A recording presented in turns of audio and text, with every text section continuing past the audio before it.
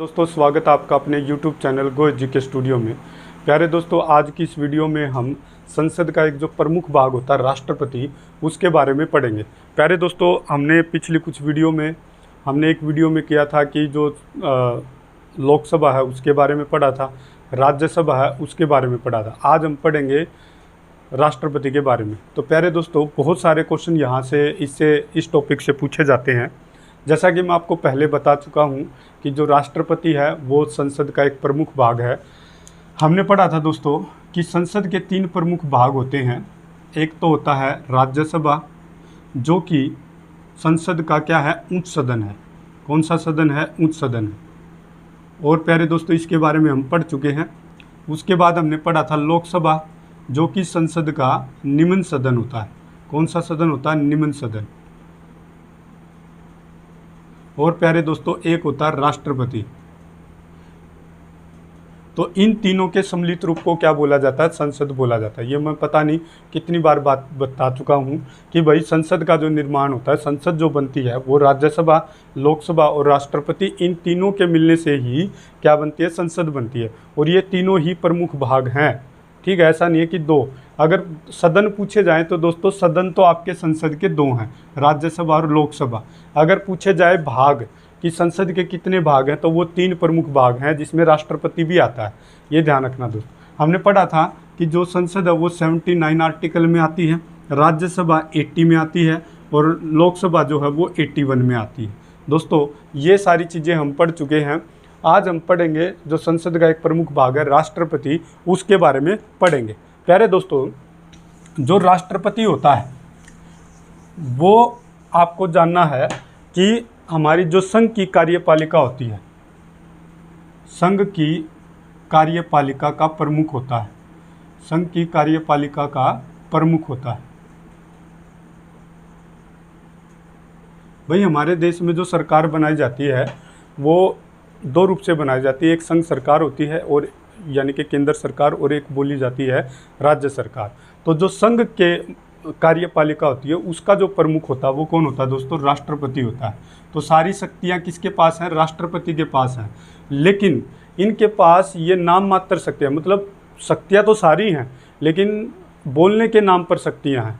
इनका प्रयोग राष्ट्रपति नहीं करता है। अगर आपसे पूछा जाए कि संघ की कार्यपालिका का जो वास्तविक, संघ की कार्यपालिका का वास्तविक जो प्रमुख होता है, यानी कि जो उन शक्तियों का प्रयोग करता है, वो कौन होता है? प्रधानमंत्री होता है। ये दोस्तों आपने ध्यान रखना। आप जब भी कोई न्यूज़ पढ़ते हैं तो आप हमेशा यही पढ़ते हैं कि भाई नरेंद्र मोदी ने ऐसा कर दिया, नरेंद्र मोदी ने वैसा कर दिया, ये कानून ला दिया, वो कानून ला दिया। तो मेरे प्यारे दोस्तों, ध्यान रखना है कि शक्तियाँ तो राष्ट्रपति में समाहित हैं सारी की सारी, लेकिन उन शक्तियों का जो वास्तविक इस्तेमाल करता है वो कौन करता है? प्रधानमंत्री करता है। इसलिए आप जब भी सुनते हो राष्ट्रपति के बारे में बहुत कम सुनाई देता आपको।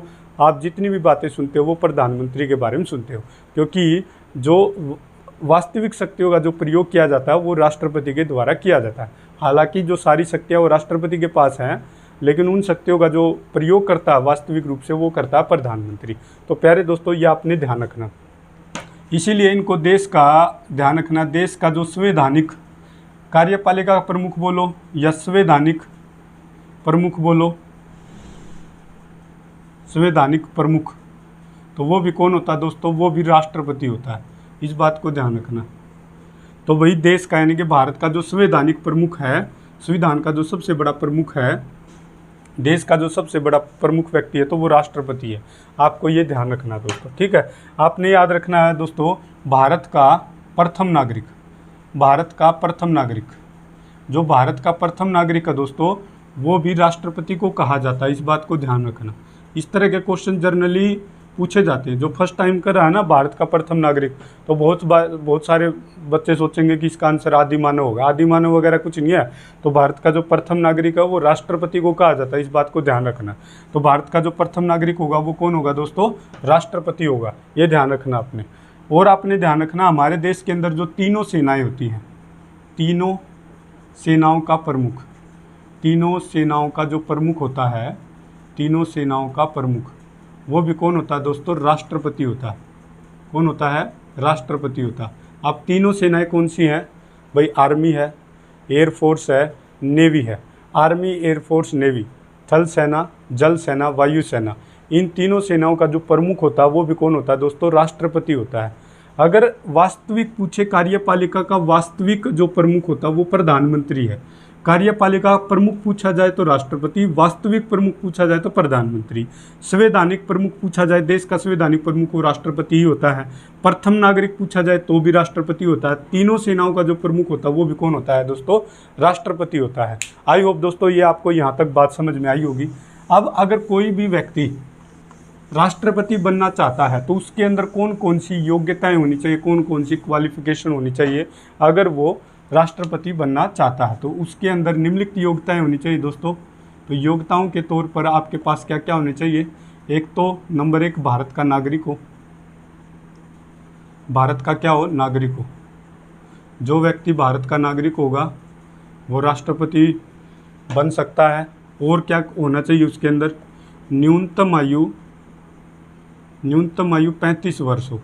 उस व्यक्ति की न्यूनतम आयु कितनी होनी चाहिए? 35 वर्ष होनी चाहिए।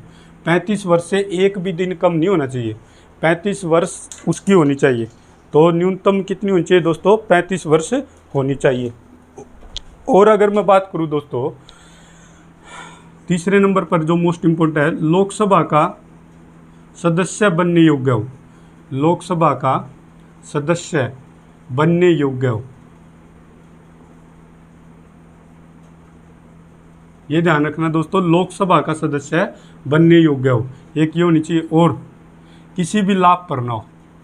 किसी भी लाभ पर ना हो। लाभ का मतलब किसी भी गवर्नमेंट जॉब पर लाभ ना ले रहा हो। किसी भी लाभ यानी कि गवर्नमेंट जॉब पर ना हो। ठीक है।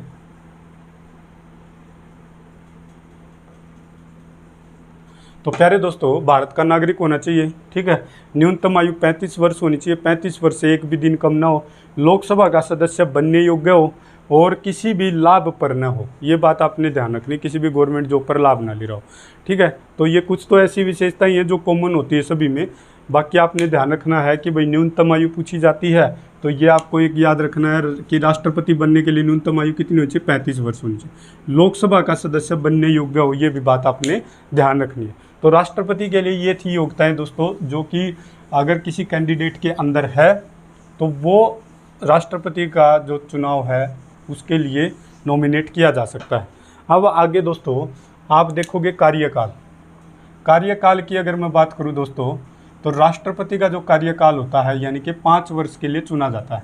राष्ट्रपति का जो कार्यकाल यानी कि राष्ट्रपति को कितने वर्ष के लिए चुना जाता है? तो वो 5 वर्ष के लिए चुना जा सकता है। उससे पहले भी राष्ट्रपति या तो भाई किसी कारणवश या हेल्थ की वजह से या भाई वो मर जाए, मतलब कि मृत्यु हो जाए, तो उसकी वजह से भी 5 वर्ष से पहले भी वो अपना त्यागपत्र दे सकता है किसी भी कारणवश। तो कार्यकाल 5 वर्ष। ठीक है, ये बात ध्यान रखना है। वेतन की बात करेंगे दोस्तों तो वेतन जो होता है वो 5 लाख रुपए मिलता है। हमारे देश का जो राष्ट्रपति होगा उसको 5 लाख का वेतन मिलेगा जो कि टैक्स फ्री होगा।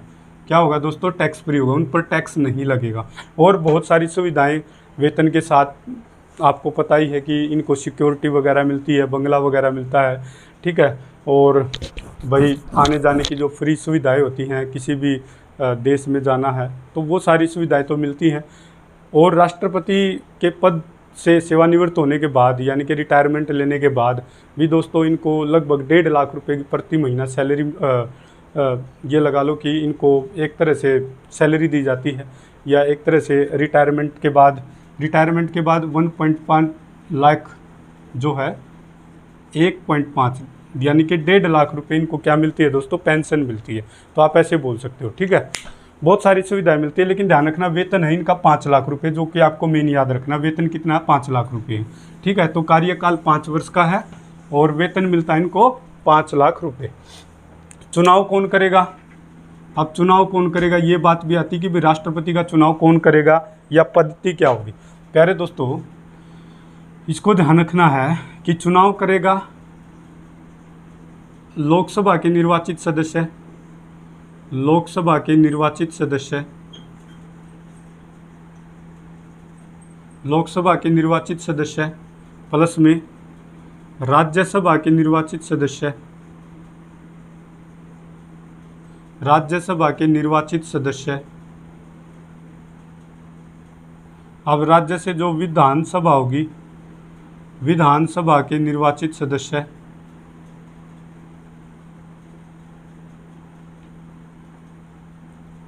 और 2 अपनी हैं, जितने भी 28 राज्य हैं तो उनसे जो विधानसभा होगी उनके निर्वाचित सदस्य, और 2 यूटी हैं, दिल्ली व पुदुचेरी, दिल्ली व पुदुचेरी। तो इनमें भी तो विधानसभा है ना, दिल्ली व पुदुचेरी के निर्वाचित सदस्य, यानी कि 2 यूटी हैं और 28 राज्य से। ठीक है, तो दोस्तों जो निर्वाचित सदस्य होंगे, निर्वाचित सदस्य, लोकसभा के निर्वाचित सदस्य, राज्यसभा के निर्वाचित सदस्य, राज्य से जो विधानसभा होगी उनके निर्वाचित सदस्य, और 2 जो केंद्र शासित प्रदेश यानी कि यूटी होंगे, दिल्ली व पुदुचेरी, उनके निर्वाचित सदस्य, उनके निर्वाचित सदस्य क्या करेंगे, राष्ट्रपति को नॉमिनेट करेंगे। क्या करेंगे दोस्तों, नॉमिनेट करेंगे। ठीक है, तो यह आपने ध्यान रखना है, उसका चुनाव करेंगे। अब आगे हम देखते हैं कि इनकी चुनाव पद्धति क्या है। चुनाव पद्धति यानी कि चुनेंगे किस प्रकार से हुए, तो एकल संक्रमणीय मत पद्धति है दोस्तों। तो इसकी जो पद्धति है, चुनाव पद्धति, ठीक है, तो वो आपने ध्यान रखना है, एकल संक्रमणीय मत पद्धति। ठीक है, तो इस पद्धति द्वारा, या बोल सकते हैं हम दोस्तों समानुपात, समानुपात प्रतिनिधित्व, ठीक है, प्रणाली, इसके द्वारा राष्ट्रपति, इन पद्धतियों के द्वारा राष्ट्रपति का चुनाव किया जा सकता है। अब दोस्तों किया जाता है। अब ये क्या होता है, एकल संक्रमणीय मत पद्धति, मान लो 4 कैंडिडेट जो हैं, टोटल 4 कैंडिडेट हैं, ए बी सी डी, ये 4 कैंडिडेट ऐसे हैं जो राष्ट्रपति के लिए नॉमिनेट किए गए हैं। तो अब दोस्तों क्या करेंगे, जितने भी लोकसभा, राज्यसभा और विधानसभा के निर्वाचित सदस्य थे वो क्या करेंगे, प्रीफ्रेंस देंगे। भाई कोई व्यक्ति ए को प्रीफ्रेंस दे रहा है, कोई बी को दे रहा है, कोई सी को दे रहा है, कोई डी को दे रहा है, तो वो देंगे। भाई मान लो किसी ने पहले नंबर पे ए को प्रीफ्रेंस दे दिया, दूसरे नंबर पे सी को दे दिया, तीसरे नंबर पे डी को दे दिया और चौथे नंबर पे बी पे दे, तो वो प्रीफ्रेंस देते हैं कि भाई पहले नंबर पे ये बनना चाहिए, अगर ये नहीं है तो दूसरे नंबर पे ये बनना चाहिए। तो इस प्रकार से निर्वाचित सदस्यों द्वारा प्रीफ्रेंस दी जाती है, और फिर देखा जाता है कि सबसे ज़्यादा जो प्रीफ्रेंस है, सबसे ज़्यादा जो प्राथमिकता है वो किस कैंडिडेट को दी गई है। तो जिस कैंडिडेट को सबसे ज़्यादा प्रीफ्रेंस मिली है उसी व्यक्ति को क्या कर दिया जाता है, राष्ट्रपति चुन लिया जाता है। तो ये पद्धति होती है एकल संक्रमणीय मत पद्धति। एकल संक्रमणीय मत पद्धति का मतलब कि भाई प्राथमिकता कौन से किसको मिली है सबसे ज़्यादा, कौन से कैंडिडेट को एक मत मिला है यानी कि प्राथमिकता मिली है, उसी को राष्ट्रपति चुन लिया जाएगा। और यहाँ पर है समान अनुपात प्रतिनिधित्व, यानी कि संघ और राज्य से जो प्रतिनिधित्व होंगे वो समान अनुपात में क्या करेंगे, राष्ट्रपति का चुनाव करेंगे। अब दोस्तों आई होप आपको ये बात समझ में आई होगी। मोस्ट याद रखना, एकल संक्रमणीय मत पद्धति द्वारा राष्ट्रपति का चुनाव किया जाता है। तो ये आपने बात को ध्यान से समझना। अब आगे देखेंगे दोस्तों कि भाई महाभियोग की प्रक्रिया, शपथ देखो पहले, इससे पहले शपथ। अब भाई जब राष्ट्रपति बनेगा तो उसको ओथ दिलाई जाती है, यानी कि शपथ दिलाई जाती है। तो उसको शपथ कौन दिलाएगा, तो ध्यान रखना दोस्तों, सुप्रीम कोर्ट जो है, सुप्रीम कोर्ट का मुख्य न्यायाधीश जो होगा, सुप्रीम कोर्ट का मुख्य न्यायाधीश क्या करेगा दोस्तों, सुप्रीम कोर्ट का मुख्य न्यायाधीश भारत के राष्ट्रपति को क्या दिलाएगा, ओथ यानी कि शपथ दिलाएगा। और अगर ये नहीं है तो जो सबसे ज़्यादा एक्सपीरियंस, सबसे ज़्यादा मतलब उम्र में जो बड़े हैं, तो वो सुप्रीम कोर्ट के न्यायाधीश क्या करेंगे, पहले तो इन्हीं का नंबर है, सुप्रीम कोर्ट के मुख्य न्यायाधीश जो हैं वो राष्ट्रपति को शपथ दिलाने का काम करते हैं।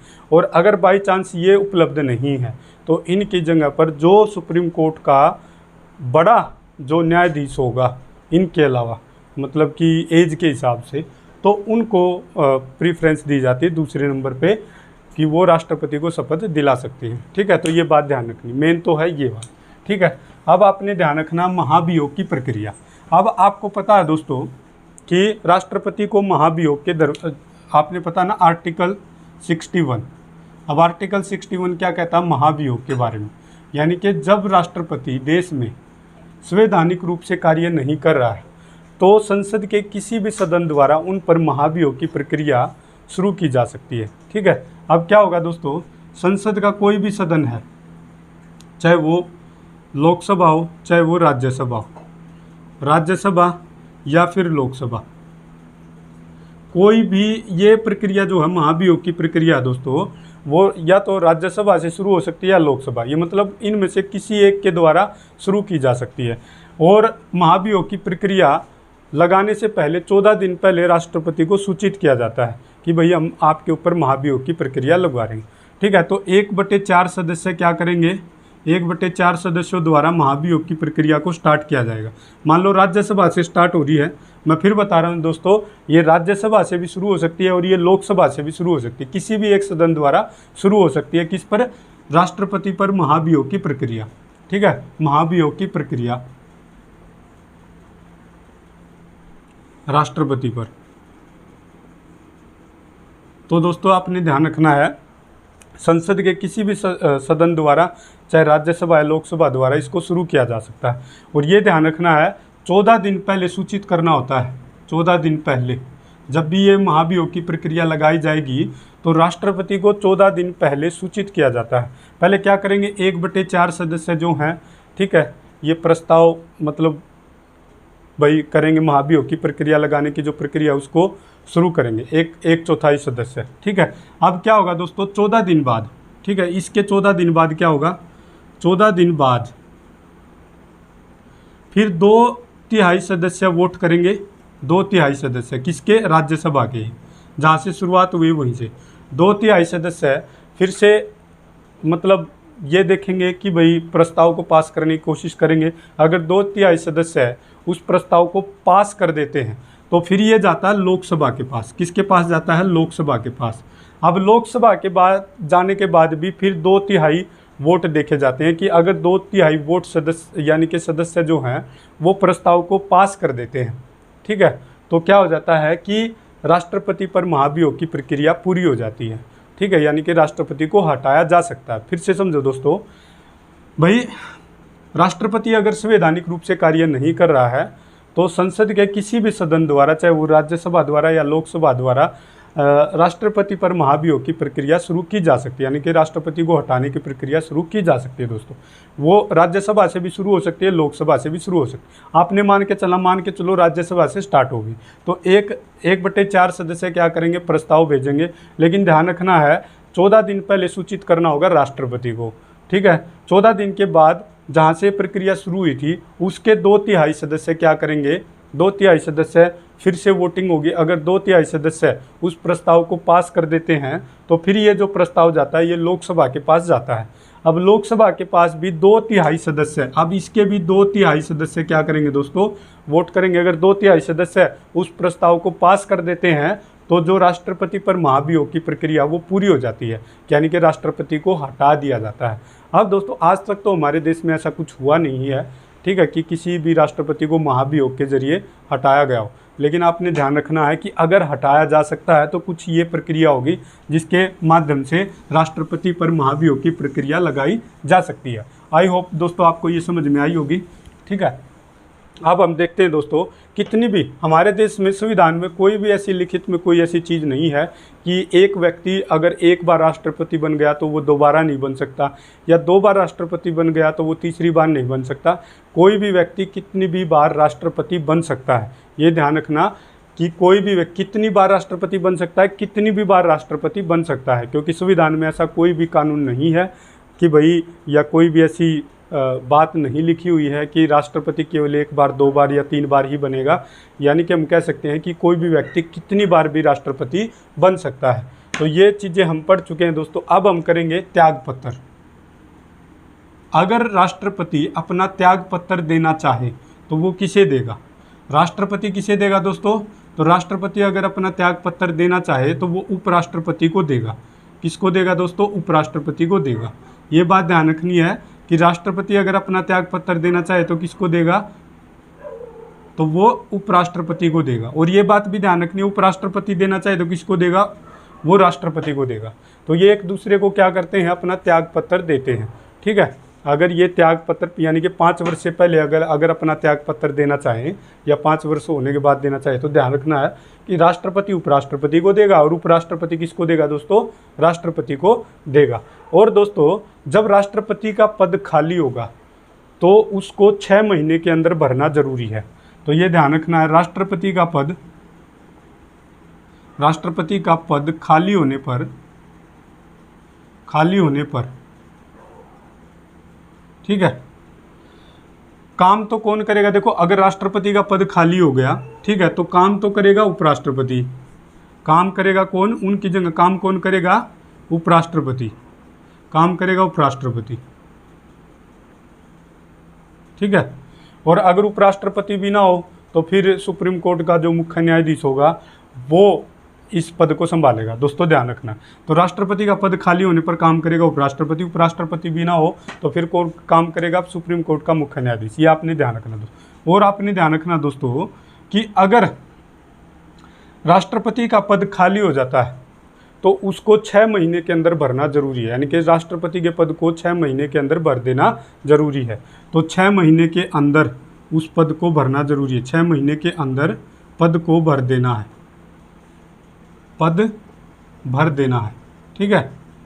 तो ये बात आपने ध्यान रखनी, 6 महीने के अंदर पद को भर देना राष्ट्रपति के। ऐसा नहीं है कि वो भाई राष्ट्रपति का पद 1-1, 2-2 साल तक खाली पड़ा रहता, नहीं जी।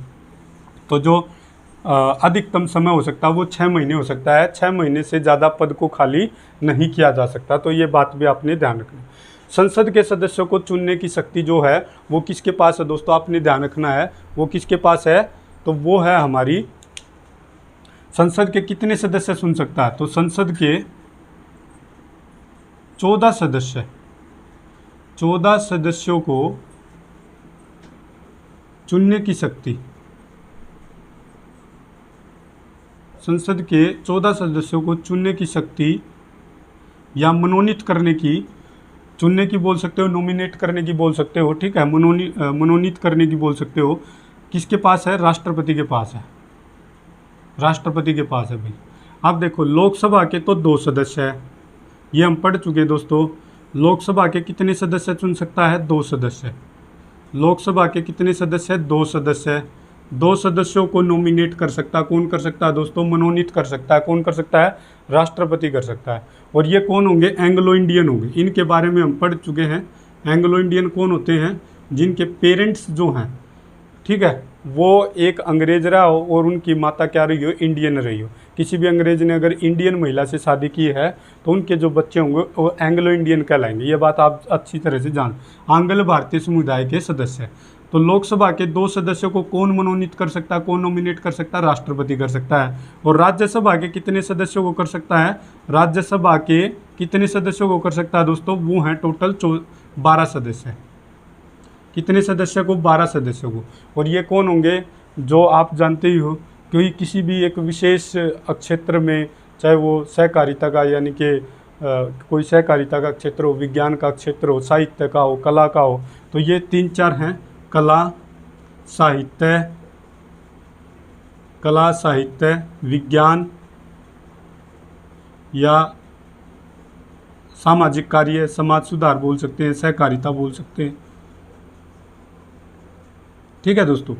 तो कोई भी ऐसा व्यक्ति जो किसी विशेष कला, खेल, साहित्य या विज्ञान या सहकारिता में, ठीक है, या सामाजिक कार्यों में, मतलब उन्होंने कुछ विशेष कार्य करके दिखाया, कोई विशेष उपलब्धि हासिल की हो, तो ऐसे 12 सदस्यों का जो नॉमिनेट करने का काम है वो कौन कर सकता है दोस्तों, राष्ट्रपति कर सकता है। तो टोटल कितने हो गए, 12 ये 2 ये, तो कितने हो गए दोस्तों, टोटल 14 सदस्य हो गए। तो संसद के 14 सदस्यों को चुनने की शक्ति किसके पास है, राष्ट्रपति के पास है। यानी कि ये मनोनीत कर सकता है, नॉमिनेट कर सकता है, ठीक है। नॉमिनेट मतलब ऐसा नहीं कि जो उसने बोल दिया वही होगा, ठीक है। ज़रूरत है तो वो चुन देगा, और वो भी किसकी मंत्रिपरिषद की सलाह लेके करेगा। ऐसा नहीं कि खुद कर देगा सारा का सारा, मंत्रिपरिषद की सलाह लेके काम करता है, ठीक है। तो आपने ध्यान करना। तो राज्यसभा, तो देखो 14 संसद के 14 सदस्य हैं ना, तो संसद का ही तो हिस्सा है लोकसभा और राज्यसभा, तो आपने ये बात ध्यान रखनी है, ठीक है। आगे हम देखते हैं दोस्तों कि भाई संसद का जो संयुक्त सदन है उसको बुलाने का, संसद का जो संयुक्त सदन है,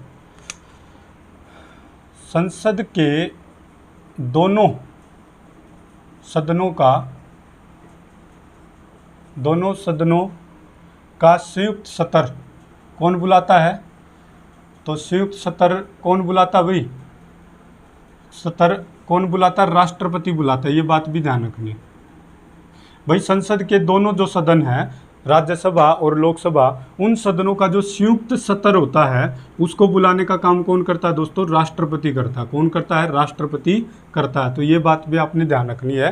संसद के जो दो सदन हैं, लोकसभा राज्यसभा, उनका जो संयुक्त सत्र होगा उसको बुलाने का काम कौन करता है? राष्ट्रपति करता है। तो ये बात आपने ध्यान रखना है। अब दोस्तों देखो, इंपॉर्टेंट आर्टिकल पढ़ेंगे हम। किससे रिलेटेड? इंपॉर्टेंट आर्टिकल पढ़ेंगे दोस्तों। किससे रिलेटेड? राष्ट्रपति से। ठीक है। तो दोस्तों आर्टिकल नंबर जो 52 है, आर्टिकल नंबर 52 है, एक आर्टिकल नंबर 53 है, एक आर्टिकल नंबर 54 है, एक आर्टिकल नंबर 55 है। ठीक है। तो इसके बारे में हम पढ़ेंगे। ठीक है। एक आर्टिकल नंबर 61 है, एक आर्टिकल नंबर 72 है। मेरे प्यारे दोस्तों, इसमें तो क्या है? राष्ट्रपति का पद है, राष्ट्रपति का पद। ठीक है। तो आर्टिकल 52 किसके बारे में बताता है? राष्ट्रपति के पद के बारे में बताता है। 53 किसके बारे में बताता है? राष्ट्रपति के शक्ति और कार्य, राष्ट्रपति के शक्ति एवं कार्य। शक्ति और कार्यों के बारे में कौन सा आर्टिकल है भाई? आर्टिकल नंबर 53 है। आर्टिकल नंबर क्या है? राष्ट्रपति का निर्वाचन। राष्ट्रपति का निर्वाचन कैसे किया जाएगा? तो वो किस में है दोस्तों? तो वो है आर्टिकल नंबर 54 में। आर्टिकल नंबर 55 में क्या है? निर्वाचन की पद्धति, निर्वाचन की पद्धति। तो ये भी हमने पढ़ लिया कि भाई राष्ट्रपति का जो चुनाव किया जाएगा उसकी पद्धति क्या होगी। ठीक है। हमने पढ़ा था ना, एकल संक्रमणीय मत पद्धति के द्वारा हम राष्ट्रपति का चुनाव करते हैं। तो 61 के अनुसार क्या लगा सकते हैं? महाभियोग। महाभियोग के द्वारा राष्ट्रपति को हटाया जा सकता है। 72 में क्या था दोस्तों? समाधान, समाधान की शक्ति। ठीक है। तो ये आपने पता है। ये कुछ ऐसे इंपॉर्टेंट आर्टिकल हैं दोस्तों जो अक्सर परीक्षाओं के अंदर पूछे जाते हैं। ये मैं पहले भी करवा चुका हूँ, अब भी बता देता हूँ। 52 में आएगा राष्ट्रपति का पद, 53 में आएगा राष्ट्रपति के शक्ति एवं कार्य, 54 में आएगा राष्ट्रपति का निर्वाचन यानी कि चुनाव, 55 में आएगा कि राष्ट्रपति का जो चुनाव किया जाएगा उसकी पद्धति क्या होगी, और 61 में आएगा महाभियोग यानी कि राष्ट्रपति को महाभियोग के द्वारा हटाया जा सकता है। 72 में आएगा समाधान की शक्ति, कि राष्ट्रपति के पास कुछ ऐसी शक्तियाँ हैं संवैधानिक रूप से उनको मिली हुई है कि किसी भी व्यक्ति की वो क्या कर सकते हैं, सज़ा में क्या कर सकते हैं भाई? छूट कर सकते हैं। किसी को अगर कैपिटल पुनिशमेंट मिली है तो उसको वो किस में बदल सकते हैं? 10 से 20 साल की सज़ा में बदल सकते हैं। मतलब उनको कुछ ऐसी शक्तियाँ दी गई हैं। तो ये शायद आप अच्छी तरह से जानते भी हैं। ठीक है। अब हम बात करते हैं, राष्ट्रपति के पास कुछ आपातकालीन शक्तियाँ होती हैं। राष्ट्रपति के पास आपातकालीन शक्तियाँ। तो राष्ट्रपति की आपातकाल शक्तियाँ यानी कि इमरजेंसी शक्तियाँ कौन सी होती हैं? तो दोस्तों तीन तरह के इमरजेंसी हमारे देश में है। तो एक तो है नेशनल इमरजेंसी, जिनको हम राष्ट्रीय आपातकाल बोलते हैं। राष्ट्रीय आपातकाल जो आर्टिकल किस में आता है? आर्टिकल 352 के अंतर्गत आता है। राष्ट्रीय आपात हो गया, एक राष्ट्रपति शासन हो गया, या हम इसको राजकीय आपातकाल भी बोल सकते हैं। राष्ट्रपति शासन या राजकीय आपातकाल बोल लो। ठीक है। तो यह आएगा दोस्तों आर्टिकल नंबर 356 में। ठीक है। एक होता है दोस्तों राष्ट्रीय आपातकाल हो गया, राष्ट्रपति शासन हो गया, और चौथे नंबर पे क्या आता है? वित्तीय आपातकाल, फाइनेंशियल इमरजेंसी। और यह आता है दोस्तों आर्टिकल नंबर 360 में। तो दोस्तों इनके बारे में हम पहले पढ़ चुके हैं कि राष्ट्रपति के पास हमारे देश में 3 तरह की इमरजेंसी हैं। एक तो राष्ट्रीय आपातकाल है, आर्टिकल 352 के तहत जो लगता है, एक राष्ट्रपति शासन है, आर्टिकल 356 के तहत लगता है, वित्तीय आपातकाल है जो आर्टिकल 360 के तहत लगता है। दोस्तों ये तो आज तक एक बार भी नहीं लगा, वित्तीय आपातकाल तो जो है एक बार भी नहीं लगा, एक बार भी नहीं लगा, एक बार भी नहीं लगा। तो वित्तीय आपातकाल जो है वो तो आज तक हमारे देश में एक बार भी नहीं लगा है। लेकिन ये ध्यान रखना दोस्तों, राष्ट्रीय आपातकाल अब तक कुल कितनी बार लगा है? 3 बार लगा। कितनी बार लगा दोस्तों? 3 बार लगा है। ठीक है, आपने पता है कि एक बार तो लगा था, इसके बारे में पढ़ लेते हैं। एक बार तो लगा था दोस्तों 1962 में, भारत और जो चीन का युद्ध हुआ था, भारत चीन युद्ध के दौरान। ठीक है, तो पहला राष्ट्रीय आपातकाल लगा। अगर दूसरे की बात करूंगा दोस्तों तो वो लगा था 1971 में, भारत पाकिस्तान का युद्ध हुआ था, भारत पाकिस्तान का युद्ध। एक तो भारत पाकिस्तान का युद्ध हुआ था 1965 में, एक हुआ था 1971 में। तो 1971 में जो भारत पाकिस्तान का युद्ध हुआ था उसमें भी राष्ट्रीय आपातकाल लगा था। और एक दोस्तों लगा था 1975 में। ठीक है, तो आपको पता ही है कि एक 1975 में लगाया गया था। ठीक है, नेशनल इमरजेंसी के तौर पर। ठीक है, तो इंदिरा गांधी ने लगाया था 1975 में। तो आपको ध्यान रखना 3 बार लगा है, 1962 में, 1975 में और 1971 में और 1975 में। तो 3 बार जो है हमारे देश में राष्ट्रीय आपातकाल लगा हुआ है दोस्तों। ठीक है, तो जो ये लगा था आंतरिक अशांति के कारण लगा था, आंतरिक अशांति के कारण। फिर एक दोस्तों आंतरिक अशांति के कारण आपने पता है कि नेशनल इमरजेंसी हमारे देश में 1975 में इंदिरा गांधी ने लगाई थी दोस्तों। ठीक है, तो उस समय जो प्रधानमंत्री थी, तो आपने ध्यान रखना दोस्तों आंतरिक अशांति के कारण 1975 में लगी थी दोस्तों। लेकिन बाद में संविधान संशोधन किया गया और उसके तहत कि अब आंतरिक अशांति के कारण ही देश में नेशनल इमरजेंसी नहीं लगेगी। ठीक है, उसके लिए कोई सशस्त्र विद्रोह या युद्ध होना चाहिए, तभी जाकर मतलब कि क्या होगा, जैसे कोई युद्ध हो या सशस्त्र विद्रोह हुआ हो तभी जाकर नेशनल इमरजेंसी लगेगी। अदरवाइज केवल आंतरिक अशांति के हिसाब से हम देश में नेशनल इमरजेंसी नहीं लगा सकते। तो जो 44वां संविधान संशोधन आया था उसके तहत ये बदलाव किया गया था संविधान के अंदर। तो राष्ट्रपति के पास आपातकालीन शक्तियां हैं। एक राष्ट्रीय आपातकाल होता है, राष्ट्रपति शासन होता है और वित्तीय आपातकाल होता है। ये सारे आर्टिकल आपने याद रखने दोस्तों। पहले नंबर पे राष्ट्रीय आपातकाल है जो 352 में आता है। दूसरे नंबर पे राज्य के आपातकाल बोल सकते हो, राष्ट्रपति शासन बोल सकते हो, 356 में आता है। राष्ट्रपति शासन आर्टिकल वित्तीय आपातकाल आर्टिकल नंबर 360 में आता है। ये आर्टिकल भी पूछ लिए जाते हैं, आपको ध्यान रखना। राष्ट्रीय आपातकाल अब तक 3 बार लगा, 1962 में, 1971 में, 1975 में। ठीक है, ये भारत चीन युद्ध हुआ था 1962 में, भारत पाकिस्तान युद्ध हुआ, दूसरा युद्ध 1971 में, और आंतरिक अशांति के कारण 1975 में ये लगा था तीसरा हमारे देश में राष्ट्रीय आपातकाल। वित्तीय आपातकाल आज तक लगा नहीं है। राष्ट्रपति शासन तो आप समझ सकते हो कि इसका तो कुछ ऐसा है नहीं कि भाई ये लगेगा ही नहीं, ये तो बहुत बार लग भी चुका है। ठीक है, ये तो राज्यों में लगता रहता है। अब दोस्तों ये भी हमने पढ़ लिया। अब आगे हम देखेंगे प्रमुख आर्टिकल हो गए, आपातकालीन शक्तियाँ होगी। अब राष्ट्रपति की पॉकेट या जेबी वीटो, राष्ट्रपति की पॉकेट वीटो बोलो या जेबी वीटो बोलो। देखो भाई, जब भी कोई विधेयक, ठीक है, सामान्य विधेयक, जब भी कोई बिल या सामान्य विधेयक राष्ट्रपति के पास जाता है तो वो अनिश्चित काल के लिए उसको पोस्टपोन कर मतलब बढ़ा सकता है या उस पर कोई भी निर्णय नहीं देता है। ठीक है, तो राष्ट्रपति के पास कुछ ऐसी शक्ति होती है कि जब भी उसके पास कोई विधेयक, मैं सामान्य विधेयक की बात कर रहा हूँ, ठीक है, राष्ट्रपति के पास कोई भी जो सामान्य विधेयक होगा, राष्ट्रपति के पास सामान्य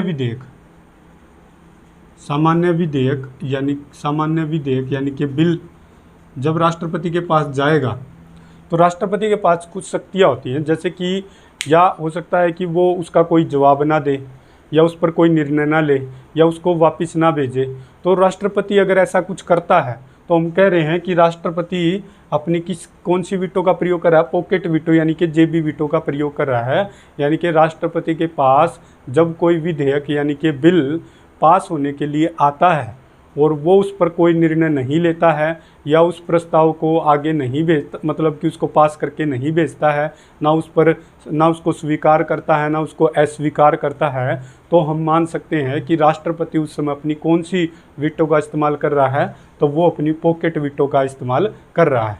और इसका एक जो उदाहरण है दोस्तों वो है 1986 में संसद द्वारा,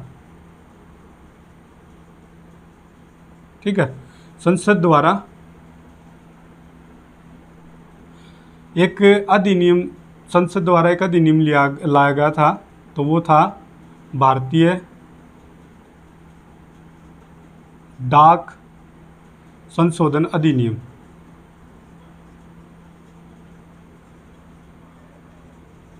भारतीय डाक संशोधन अधिनियम 1986 में जो संसद द्वारा पारित किया गया था, और जब राष्ट्रपति के पास गया तो उस समय जो राष्ट्रपति थे वो थे ज्ञानी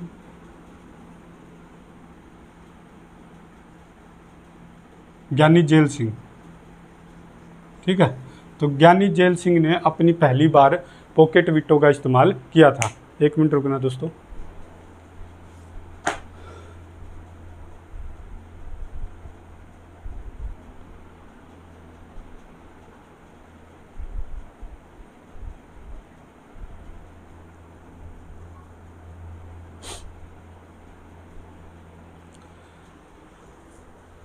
तो दोस्तों मैं आपको बता रहा था कि 1986 में संसद द्वारा भारतीय डाकघर संशोधन अधिनियम आया था, ठीक है। तो मतलब संसद द्वारा किन के पास भेजा गया कि उस समय जो हमारे देश के राष्ट्रपति थे ज्ञानी जेल सिंह, इनके पास गया था और इन्होंने उस समय अपनी पॉकेट वीटो का इस्तेमाल लिया था, मतलब कि उस पर कोई निर्णय ही नहीं दिया था। तो उन्होंने इस पर कोई भी निर्णय नहीं दिया, तो यह आपने ध्यान रखना, निर्णय नहीं दिया। तो हम कह सकते हैं कि उन्होंने अपनी पॉकेट वीटो का इस्तेमाल किया था। तो भारतीय डाकघर संशोधन अधिनियम, ठीक है। तो ये संसद द्वारा किन के पास भेजा गया, ज्ञानी जेल सिंह द्वारा, ज्ञानी जेल सिंह जो उस समय राष्ट्रपति है, इनके पास भेजा गया और इन्होंने कोई निर्णय नहीं लिया। तो हम कह सकते हैं कि इन्होंने किसका इस्तेमाल किया, पॉकेट वीटो का। पॉकेट वीटो को यही समझो दोस्तों कि कोई भी विधेयक, कोई भी सामान्य विधेयक, ठीक है, सामान्य विधेयक जब भी, या सामान्य जो हम बोल सकते हैं बिल, जब भी राष्ट्रपति के पास जाता है, तो जब उस पर वो कोई निर्णय नहीं लेता है, ना उसको स्वीकार कर रहा है ना उसको अस्वीकार कर रहा है, ना वापस भेज रहा है, अपने पास ही रख लेता है, तो हम ऐसे बोलते हैं कि वो जो है ना वो अपनी पॉकेट वीटो का इस्तेमाल कर रहा है। और राष्ट्रपति के पास ऐसी शक्ति है कि वो कोई निर्णय चाहे तो दे सकता है या नहीं दे, किसी भी सामान्य निर्णय पर। ऐसा नहीं कि संविधान में कोई संशोधन हो रहा है या कोई धन विधेयक उस तरह का है तो उस पर तो उसको निर्णय देना पड़ेगा। लेकिन अब मैं बात कर रहा हूँ सामान्य की, सामान्य विधेयक की, सामान्य बिल की, ठीक है। संशोधन की बात नहीं कर रहा हूँ कि संविधान में कोई अच्छा संशोधन हो रहा है तो उस पर भी वो निर्णय नहीं देगा, ठीक है। तो ऐसा तो है नहीं, मोस्टली तो वो कर देते हैं। लेकिन इसका एक उदाहरण है दोस्तों, वो ये है कि 1986 में संसद द्वारा एक अधिनियम, जिसको हम भारतीय डाकघर संशोधन अधिनियम के नाम से जानते हैं, तो ये राष्ट्रपति के पास, जो कि उस समय ज्ञानी जेल सिंह थे, उनके पास गया था और उन्होंने इस पर कोई भी निर्णय नहीं लिया था, ठीक है। तो हम बोल सकते हैं कि उस समय राष्ट्रपति ने अपनी कौन सी वीटो का प्रयोग किया था, उन्होंने अपनी पॉकेट वीटो का इस्तेमाल किया था। आई होप दोस्तों ये आपको समझ में आ गया होगा। आगे हम देखते हैं दोस्तों, हम राष्ट्रपति का पद भरना, ये तो मैं बता ही चुका हूँ कि राष्ट्रपति का पद है वो 6 महीने के अंदर भर देना जरूरी है, ठीक है। अगर राष्ट्रपति उपलब्ध नहीं है तो उसकी जगह उपराष्ट्रपति काम करेगा और 6 महीने के अंदर पद को भरना अनिवार्य है, ठीक है। एकमात्र व्यक्ति जो 2 बार राष्ट्रपति रहे। अगला क्वेश्चन है, एकमात्र व्यक्ति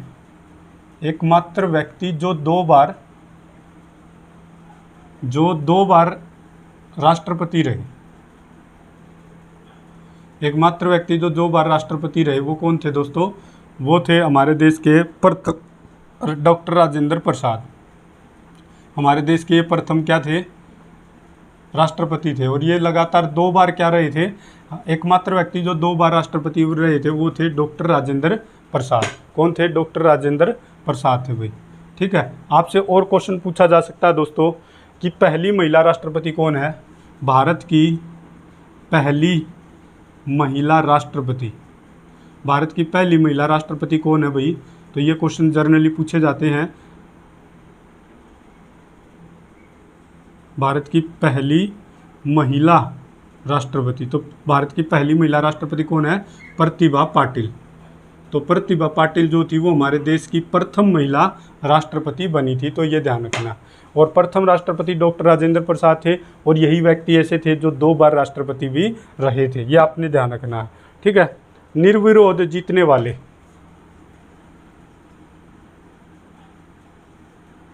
निर्विरोध जीतने वाले प्रथम राष्ट्रपति कौन थे, ये ध्यान रखना, निर्विरोध।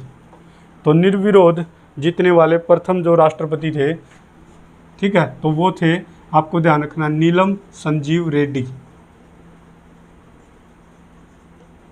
तो नीलम संजीव रेड्डी जो थे वो निर्विरोध जीतने वाले प्रथम राष्ट्रपति थे, ये आपने ध्यान रखना दोस्तों। तो निर्विरोध जीतने वाले प्रथम राष्ट्रपति कौन थे, नीलम संजीव रेड्डी थे। तो ये निर्विरोध वाला आपने याद रखना है भाई, नीलम संजीव रेड्डी थे। अब आगे और कुछ क्वेश्चन बनते हैं दोस्तों। राष्ट्रपति की मृत्यु कार्यकाल के दौरान ऐसे कौन कौन से राष्ट्रपति थे, ठीक है, ऐसे राष्ट्रपति जिनकी मृत्यु, ये बहुत बार क्वेश्चन पूछा जाता है, इंपॉर्टेंट क्वेश्चन है भैया।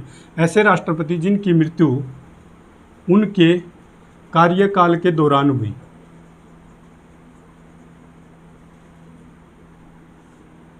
कार्यकाल के दौरान हुई, ठीक है। तो ऐसे थे 2 व्यक्ति, ठीक है। ऐसे राष्ट्रपति जिनकी मृत्यु उनके कार्यकाल के दौरान हुई थी दोस्तों, तो ऐसे व्यक्ति कितने थे, वो थे 2 व्यक्ति, ठीक है। एक व्यक्ति था दोस्तों डॉक्टर जाकिर हुसैन। तो डॉक्टर जाकिर हुसैन ऐसे व्यक्ति थे जो कि 1967 से 1969 तक हमारे देश के क्या रहे थे, राष्ट्रपति रहे थे। तो डॉक्टर जाकिर हुसैन जो थे, अब देख लो इन्होंने अपना कार्यकाल पूरा नहीं किया, 67 से मतलब 72 तक आते ना ये, लेकिन ये पहले ही अपने पद पे रहते रहते मृत्यु हो गई थी इनकी। तो ध्यान रखना, ऐसे राष्ट्रपति जिनकी मृत्यु उनके कार्यकाल के दौरान हुई, यानी कि अपने पद पर रहते हुए जो जिनकी मृत्यु हो गई, तो ऐसे राष्ट्रपति 2 हैं। एक तो हैं डॉक्टर जाकिर हुसैन, ठीक है, एक दूसरे थे फखरुद्दीन अली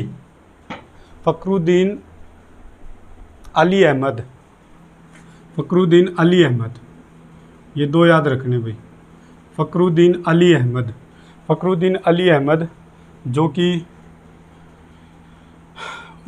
ये भी ऐसे व्यक्ति थे, फखरुद्दीन अली अहमद, जो लगभग मतलब कि अपना पूरा नहीं कर पाए थे। आप इसको देखोगे तो 1974 से 1977, यानी कि इनका भी कार्यकाल पूरा नहीं हुआ।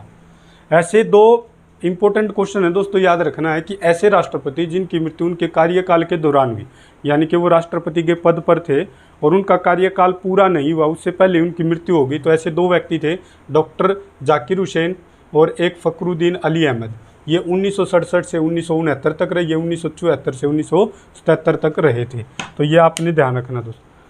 अब एक क्वेश्चन और आता है कि बताओ ऐसे राष्ट्रपति जो लगातार 2 बार उपराष्ट्रपति, ऐसे व्यक्ति जो लगातार 2 बार उपराष्ट्रपति व 1 बार राष्ट्रपति बने।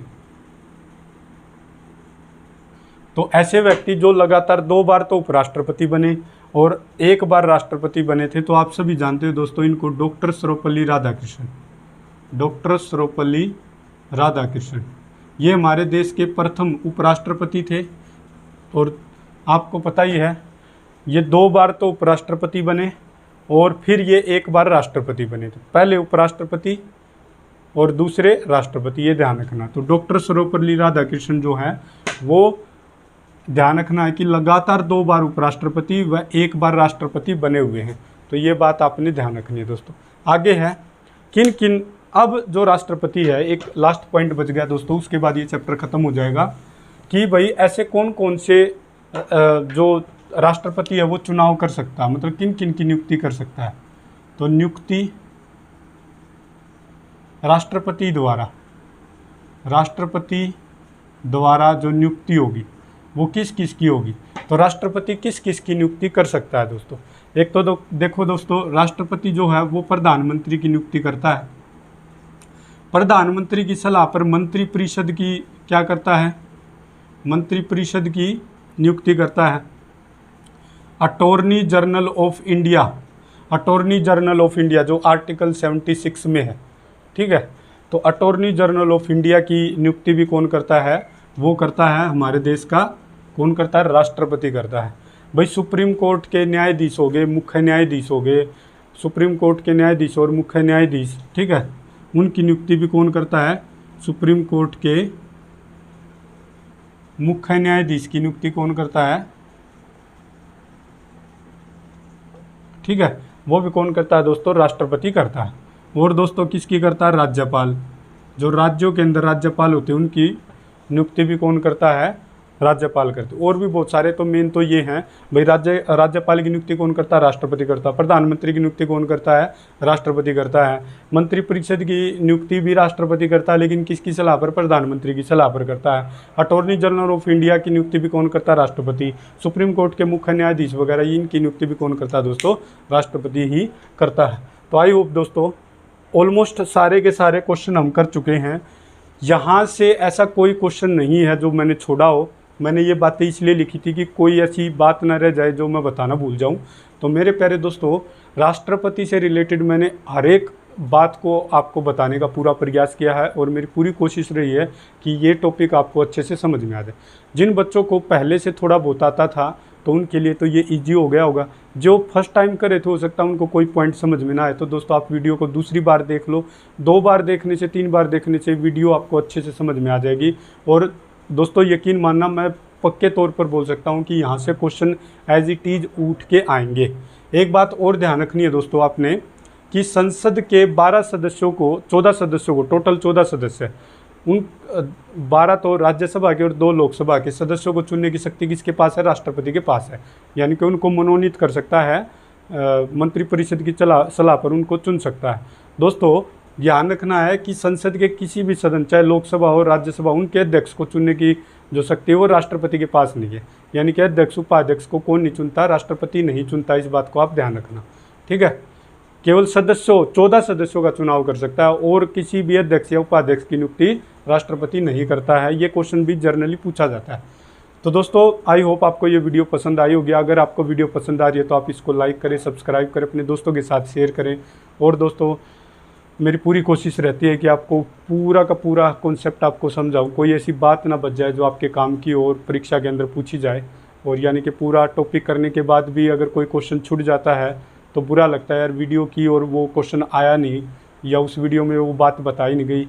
तो दोस्तों आई होप आपको ये वीडियो अच्छी लगी होगी। इसी के साथ हम इस वीडियो को ख़त्म करते हैं। जय हिंद।